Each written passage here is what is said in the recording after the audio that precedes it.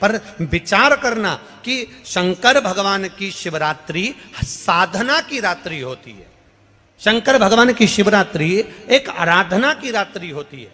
हमने पहले भी कथाओं में कहा, हर महीने शिवरात्रि आती है, प्रत्येक महीने शिवरात्रि पड़ती है, और प्रत्येक महीने की शिवरात्रि पर अगर आपसे बन सके, आप दुनिया में अगर आपके पास में लोग कहें कि ये बहुत गरीब व्यक्ति है, बहुत साधारण व्यक्ति है, इसके पास धन नहीं है, वैभव नहीं है, सत्ता नहीं है, इसके पास खुद का मकान नहीं है, इसके पास खुद की प्रॉपर्टी नहीं है, इसके पास खुद की दुकान नहीं है, दूसरे के यहाँ काम करता है, इसके पास कुछ भी नहीं है, हम उनसे कहेंगे 12 महीने शिवरात्रि आती है, 5 जगह पर चढ़ाई हुई बेलपत्र, आप एक वर्ष 12 शिवरात्रि का एक नियम ले लो, 5 जगह पर बेलपत्र समर्पित करना सीख जाओ।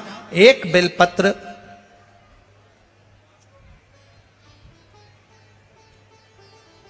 ये शिवलिंग, ये जलाधारी, बहुत ध्यान से देखना, ये चरण जहां से जल नीचे गिरता है, गणेश जी का स्थान, कार्तिकेय जी का स्थान, ये हस्तकमल माता पार्वती जी का हाथ हस्तकमल, शिवलिंग भगवान शंकर का स्थान।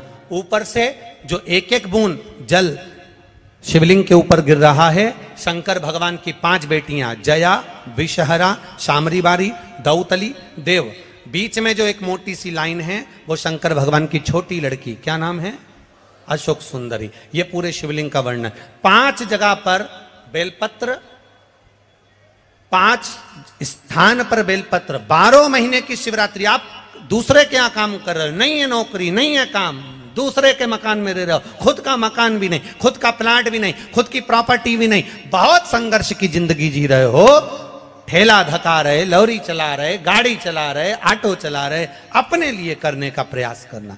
घर में जितने सदस्य हैं, 12 महीने शिवरात्रि आती है, एक बेलपत्र अशोक सुंदरी वाली जगह पर, डंडी का मुंह नीचे की ओर, दूसरी बेलपत्र माता पार्वती जी के हस्त कमल पर। ये 2 पत्ती जो होती है, इस पत्ती के 2 भाग शिवलिंग के बीच में हो। तीसरी बेलपत्र भगवान शंकर के शिवलिंग पर, डंडी का भाग आपके विपरीत दिशा में हो, विपरीत दिशा में। चौथी बेलपत्र भगवान शंकर का जहां से जल बहकर जाता है, जमीन पर जो जल बहता है, जमीन पे से जो जल बहकर जाता है, चौथी बेलपत्र उस जमीन के जल पर जहां से वो पानी बहकर जा रहा है, पूरे शिवलिंग को छोड़कर जहां से पानी जमीन पर बहकर जा रहा है उस स्थान पर। और 5वीं बेलपत्र नंदी का जो पांव ऊपर उठा हुआ है, उस पांव के पास में 5वीं बेलपत्र समर्पित करना। एक शिवरात्रि से लेकर 12 शिवरात्रि जो 1 वर्ष तक कर लेता है, 1 वर्ष अपनी कड़ी मेहनत के साथ में मेहनत पूरी करना। और ये 5 बेलपत्र हर महीने जो शिवरात्रि आती है उस पे समर्पित करना प्रारंभ कर दीजिए और मेहनत करना प्रारंभ कर दीजिए, आपको आपके कर्म का फल मिलेगा। के दिन आप इस भटिंडा पंजाब की पवित्र भूमि से शिव पुराण की कथा श्रवण कर रहे हैं। कहते हैं स्कंद पुराण में लिखा है और काशी खंड में वर्णन किया गया है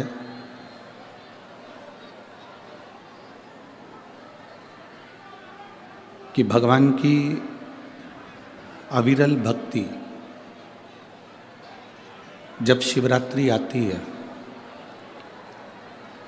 मार्च के महीने में जो महाशिवरात्रि आती है, उससे पहले की 2 शिवरात्रि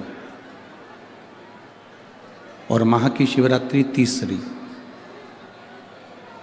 कहते हैं पहली शिवरात्रि, दूसरी शिवरात्रि और माघ महीने में, माह महीने में जो सुंदर आनंद से बाबा देवाधिदेव महादेव की जो महाशिवरात्रि का स्मरण आता है, महाशिवरात्रि का पूजन होता है। तो पहली शिवरात्रि पर हम जितना दान करते हैं, पुण्य करते हैं, भजन करते हैं, कीर्तन करते हैं, सत्संग करते हैं या बाबा से अपने दिल की बात कहते हैं, तो तीसरी शिवरात्रि जो महाशिवरात्रि आती है, तब तक मेरा बाबा आपको करोड़ों में प्रदान कर देता है और भर देता है। ऐसा क्रम है। तो भटिंडा पंजाब के सभी श्रोता भाई बहन बड़े किस्मत वाले हैं। मैं श्री बांके बिहारी सेवा समिति भटिंडा पंजाब को साधुवाद देता हूँ।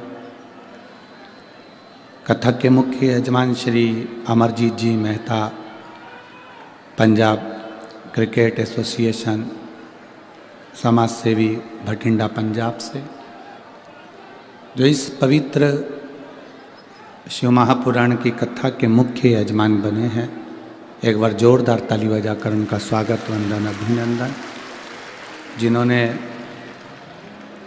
इस पवित्र शिव महापुराण कथा को पंजाब तक लेकर आए और आपको और हमको श्रवण करने का सौभाग्य प्राप्त हुआ।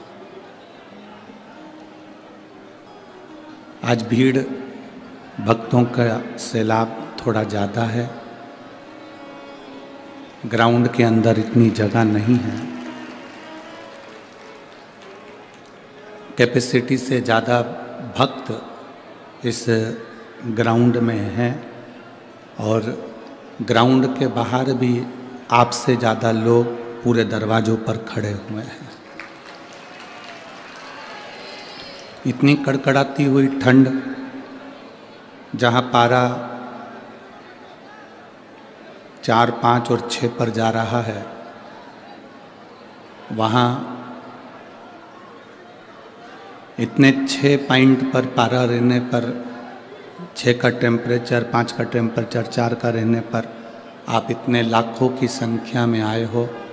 ये आपके हृदय में भगवान शंकर की अविरल भक्ति है और बाबा आपकी कामना पूर्ण करे, यही बाबा से विनती है।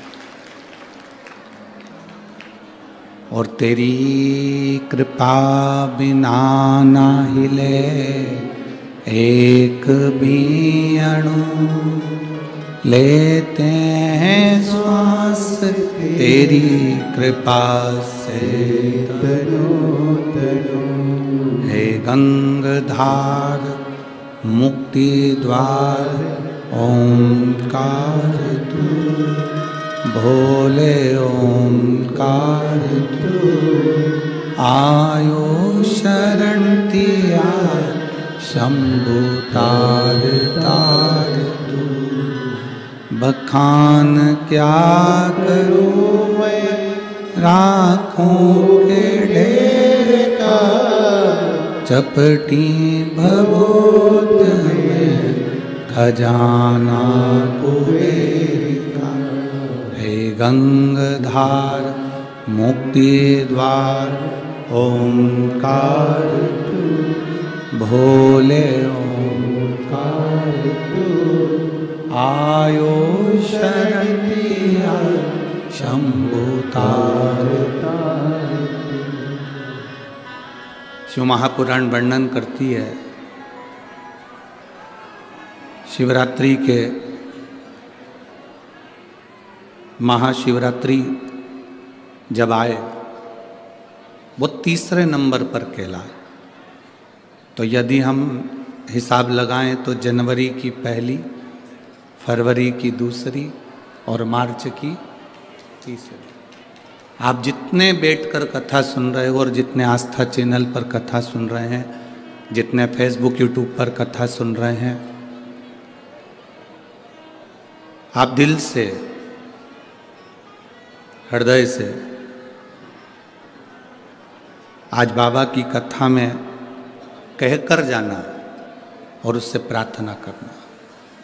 भजन करोगे उसका फल भी ज़्यादा मिलेगा, प्रार्थना करोगे उसका फल भी ज़्यादा मिलेगा, दान कर रहे हो उसका फल भी ज़्यादा मिलेगा, भूखे को भोजन करा रहे हो उसका फल भी ज़्यादा मिलेगा। और 3री शिवरात्रि तक इंतज़ार करना कि तुमने 10 रुपया 5 रुपया दान किया या किसी को भोजन कराया या पानी पिलाया या तुमने स्मरण करा। तो जब महा की सुंदर आनंद में शिव महारात्रि आए, उस रात्रि का इंतजार करना कि बाबा ने तुमको करोड़ों में गिनती कर दिया कि नहीं दिया। बदल आनंद में देता है, खाली नहीं जाता यहाँ से। बाबा अगर आप कथा सुन रहे हैं, भक्ति कर रहे हैं, भजन कर रहे हैं तो खाली नहीं जाए, आपका स्मरण खाली नहीं जा सकता। बस जरूरी नहीं कि भक्ति का दिखावा करा जाए या भजन का दिखावा करा जाए तो भगवान प्रसन्न होगा, ना ना।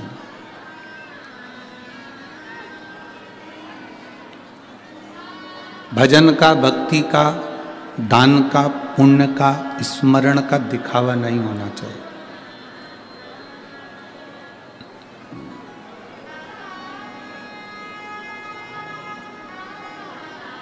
किसी को मत दिखाओ कि हम कितनी भक्ति करते हैं।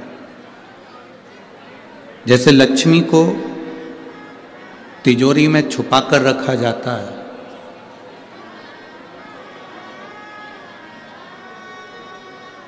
घर की बहू बेटी को पर्दे में रखा जाता है, उसी तरह भगवान शंकर की भक्ति